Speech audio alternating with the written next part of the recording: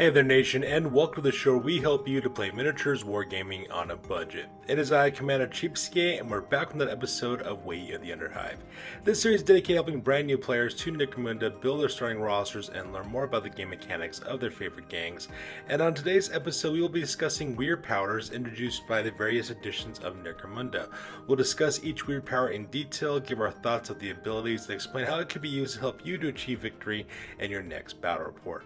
So these next few series of videos, we're going to get kind of weird. We're going to be talking about Psykers and their roles in Necromunda. We'll also give you a little bit of a briefing of what the Psyker rules detail in this game setting. We'll also talk about in quite a bit all the Wyrd powers that are available in Necromunda as well. We'll talk about each one of those individual abilities and how best to use those in your campaigns and as well as your games on the tabletop. We'll also provide our conclusive thoughts on what we think about this Wyrd power set. And because this video will be a little bit more of a deeper dive, I will put timestamps in the description box down below so that way you can click and navigate to the part of the video that interests you the most. So that being said, let's talk about Wyrd powers.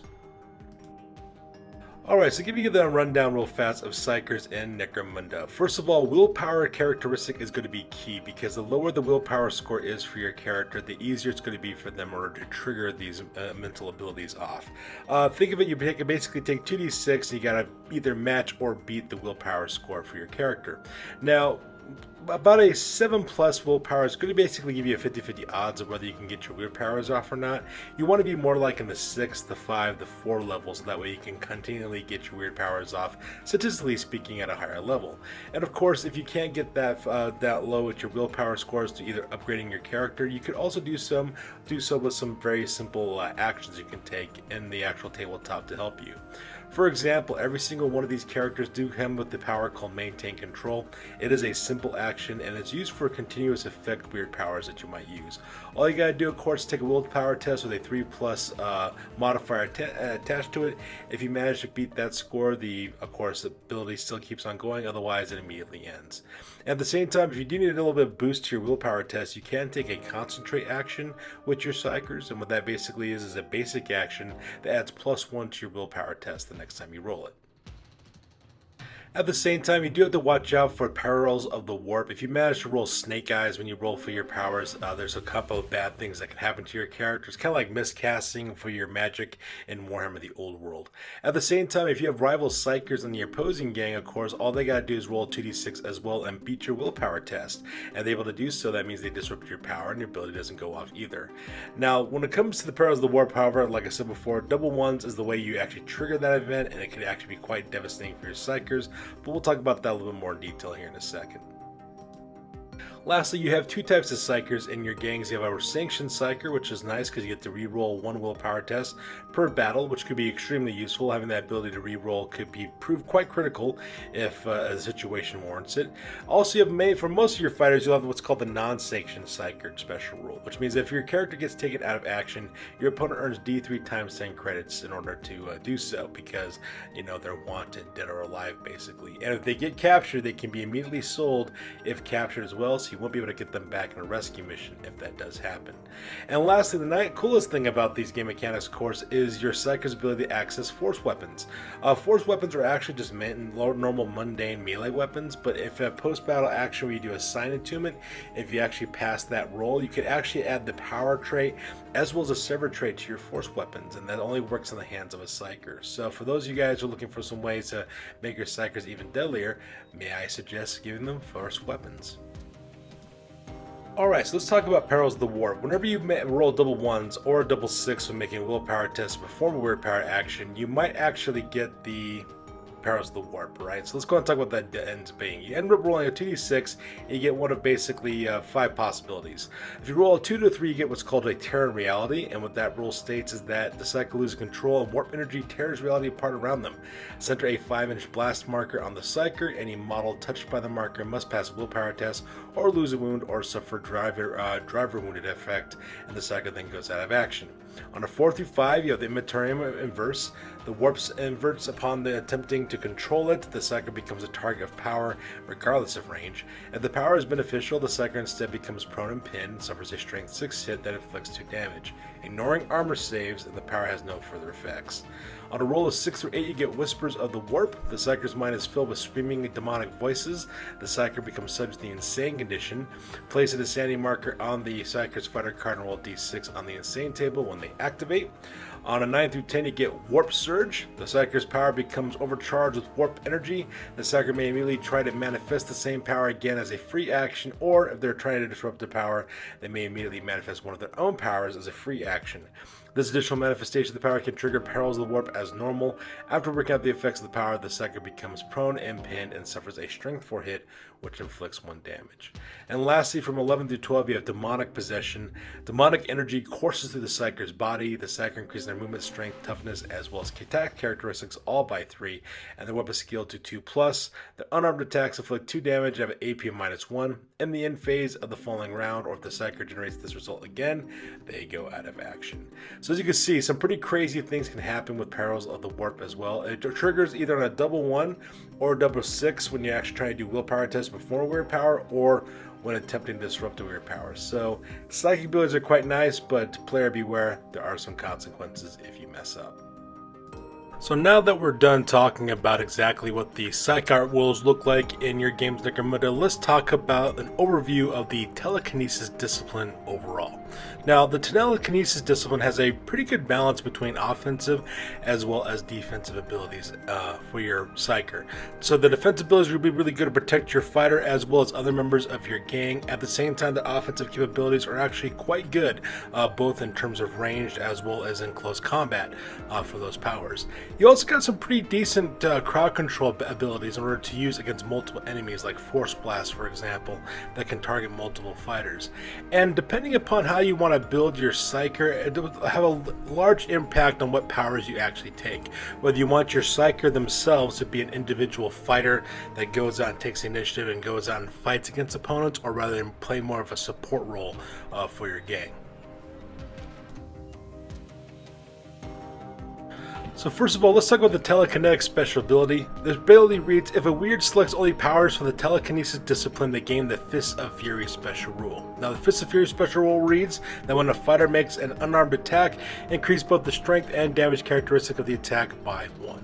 So this is actually a pretty decent power, all things considered. I mean, having a multitude of weapons for fighters is a little bit of a challenge, especially as you go further into the campaign setting. So because of that, it does make your unarmed attacks quite strong, giving you that on average a strength of 4 as well as 2 damage attack, which is actually pretty good. So even though you're not carrying any kind of close combat weapon, it's a great backup weapon for you to use, so that way you can use that in order to protect yourself in case you get charged against or something. So, our Assail power is our very first power. It's a basic action to cast, and it says, with a grunt, the Wyrd pushes a person or an object away. Target a single enemy fighter or obstacle that is both within 12 inches and line of sight of this fighter, and make a hit roll using the fighter's Ballista skill. If a hit is scored, move the target d3 inches in 8 directions. If they were standing, they become prone and pinned after moving. If they come into base contact with a standing fighter in any terrain, they stop moving and suffer a Strength 3, Damage 1 AP hit.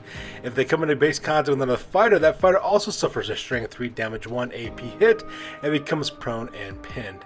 Now, while this ability wasn't that great for Chaos Cult Witches, it is actually quite decent for either a close combat oriented or a close quarters battle oriented Psyker. And what I mean by that are fighters who are actually fighting within the 12 to 6 inch range in most cases. All right, and the reason why it's quite good is because it's good for pinning enemies within the 12 inch range, and it could cause a chain reaction if used correctly. Especially if you push this fighter into somebody else, it causes a chain reaction of pins to actually take place. The only downside with this power, of course, is that it does require a line of sight, so that part is a little bit of a bummer. Power number 2 is Crush. It's a basic action to cast, and it says, closing their fist in the air, the Wyrd crushes an object or person in their eye line. Target a single enemy fighter or obstacle that is both within 12 inches and line of sight of this fighter, and make a hit roll using this fighter's Ballista skill. If a hit is scored, an obstacle is destroyed and removed from the battlefield. One enemy fighter must make a save roll. If this save roll is successful, roll an injury dice and immediately apply the result against the fighter. So that's actually quite good. It's an auto-wounding, auto-injuring 12-inch shooting attack.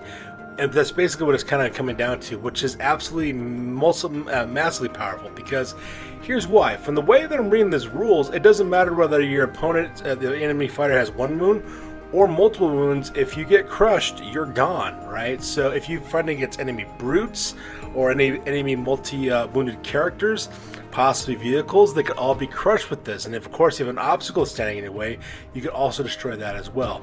In my opinion, the crush ability is the most powerful ability on this list. So if you're really dealing with obstacles being a huge problem or anything that's really high toughness, you could just take it out. Now, granted, you do have to be within a pretty close range to use it, 12 inches, and you do need line of sight, but weighing out the risks versus the reward that you get for this power is amazing.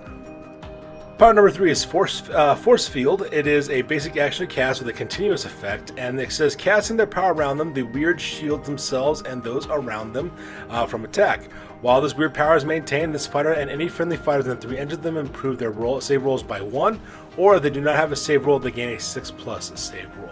So a +1 armor save buff is always amazing no matter what the situation is. You can always use additional buffs to armor rolls, which is always a great thing. You can also stack this ability as well if you have multiple Psykers with this power. So for example, let's say you have 2 Psykers with the Force Field ability and they decide to use their powers.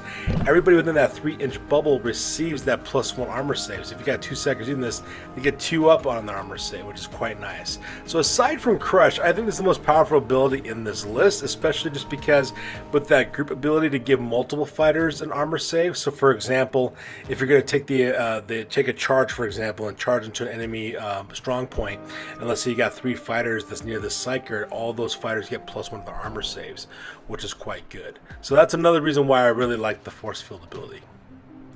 Power number 4 is Hailstorm. It's another basic action to cast this ability. It says the Wyrd gathers up and flings Underhive debris at their enemies with the power of their mind. Immediately make a hit roll against every fighter, friend or foe that is within 12 inches of this fighter using this fighter's Blizzard skill. Each hit scored is resolved at Strength 1, Damage 1, and no AP. Now, when you have to absolutely pin everything within 12 inches, this is actually the power for you, because if you automatically hit people, if you hit people with this ability, that's going to pin them, which is quite great. Whether you wound them or not, that's another issue, but if you're just looking for a way to pin somebody or a large group of people, this could be a good power for you to use. The only problem that I see with this is that it also targets friendlies as well, which could be kind of a bummer. So you may not wound much, but you'll definitely pin your opponents. So if you actually end up using this, use this as kind of like a break glass in case of emergency type situation, so that way you can pin your enemies. Especially good if you really want to lock down a flank that's being assaulted by an enemy. Power number 5 is Force Blast. It is a basic action to cast. The rules read, telekinetic energy blasts away anything standing near the Wyrd. Any enemy fighters are within 3 inches of this fighter immediately push back D3 plus 1 inches directly away. If this move will push a fighter from a platform or pitfall, stop them at the edge and take initiative tests for them. If the test is passed, they are placed prone at the edge. If the test is failed, they will fall. If this movement is interrupted by a wall or other impassable terrain, the fighter is immediately pinned and takes a hit with a strength equal to the number of inches rolled for the push distance. Now, this is another really good defensive power, since many of the Adept's abilities are kind of short range. This one will basically help the Adept from being charged against for the most part, so that part is quite nice. Plus, it only affects enemy fighters, which is also another excellent ability about this. And finally, power number 6 is Levitation. It is a basic action to cast as well with a continuous effect. It says, concentrating, the Wyrd rises into the air. While this Wyrd power is maintained, this fighter's movement is increased by 3 inches and they ignore all terrain, may move freely between levels without restriction, and can never fall. They may not, however, ignore impassable terrain or walls, and may not end their movement with their base overlapping an obstacle or another enemy fighter's base. Having the ability to quickly move across the battlefield, especially when it comes to vertical distances, is actually quite amazing as well. It's a nice little buff, a buff directly for your Psyker to have. It's a good way to get your fighter into an advantageous position. So if you're going for more like a close quarters, battle-oriented type Psyker, this would be a really good power for you to get you into a really good position to like exploit your powers against your enemy and cause all kinds of destruction against them. So in my opinion, Telekinesis is actually one of the best psychic disciplines available for players. It's got a nice combination of both combat as well as defensive buffs, and also some really good environmental control that you could really use to kind of maintain control of the battlefield and to protect your fighters, as well as put out some harm against your enemies as well. Now, if I had to list these powers in order, which I think is the most useful to the least useful, I'd probably go with Crush as number 1, followed by Force Shield, followed by Force Blast, Hailstorm, Assail, and then lastly, of course, Levitation. So there you guys have it. This is an overview of the Telekinesis Psychic Discipline for your games of Necromunda. As always, please feel free to like, comment, and or subscribe. Your guys' input is valuable to us as always. That's good for this video, guys. I will catch you guys next one. Peace out and stay classy.